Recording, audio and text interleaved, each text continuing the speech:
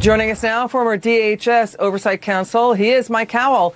Mike, it's great to have you. Former President Trump is going to go to the border June 30th. That's the news coming in. The Biden administration is building even more border facilities in Texas.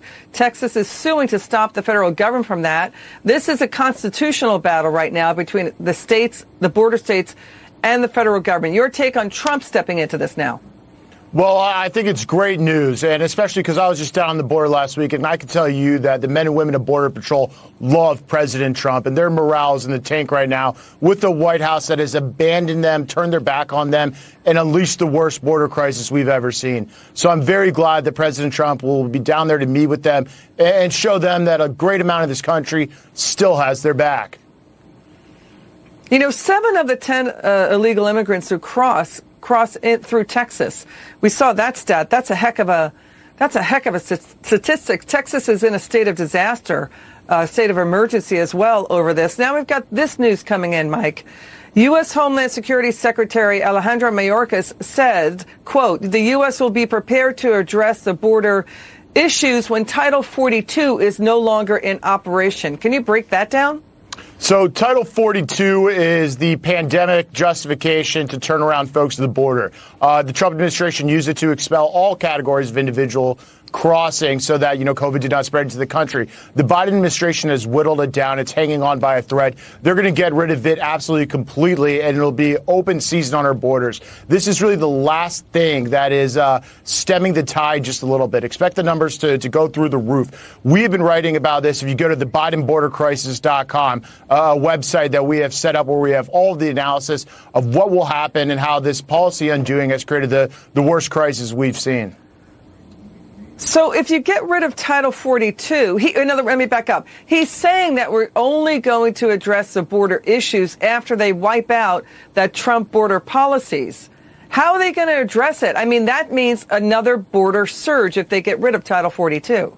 You're absolutely right. I don't understand how that makes any sense from, first of all, a negotiation perspective. What is the White House trying to do by making things work on purpose? But the bigger picture here is look at the crisis that's going on. Why isn't all energy and resources being devoted to stopping it? Why are we even entertaining the idea of doing things to make it worse? No serious person holds that when Title 42 goes away, this gets better. We are staring down the barrel of completely losing our sovereignty as a country.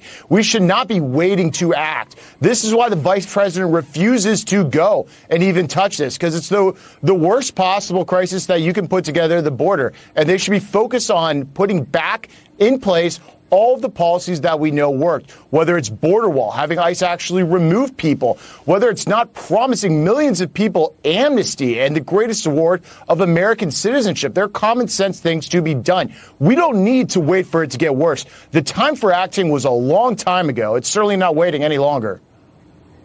You know, the human smuggling is overseen by powerful crime syndicates across the border.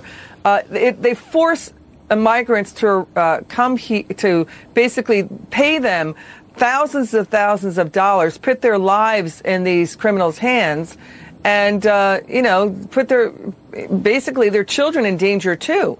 So it's unclear if that information is really out there on this debate of how seriously criminally dangerous it is for people to try to cross illegally. Oh, it's absolutely awful. It's horrific what happens, especially to the women and young children who are placed into the hands of these vicious criminal organizations, which charge thousands and thousands of dollars. They'll charge more for you if you're coming from a place like China, or the increases we're seeing in illegal aliens coming from not even this continent, whether it's, from Africa, even folks from, down further in South America and in Venezuela. These cartels are making a boatload of money in some sectors in the tens of millions of dollars a week, and they're outfitted like paramilitary organizations right now that can do a lot of damage should they wish, and it's going to get to that point. And it's terrible they're making this money off the back of abusing so many people that President Biden and Kamala Harris have told to make this dangerous journey and let them in. San Diego is an example of where a physical barrier on the border worked. It was built in the 1990s, Mike, and then by 2017, it cut the illegal, migrant apprehensions in half. You see that time and again. So Texas is trying to do what happened south of San Diego and by Calexico. What's wrong with that? There's absolutely nothing wrong with it, and this should not be a political issue at all. I was told that this administration would trust the experts. Well, I've never met a Border Patrol officer who told me wall does not work. They know it works. It gives them time to respond. It deters illegal aliens. It makes them seek other areas to enter where Border Patrol can then be there and waiting.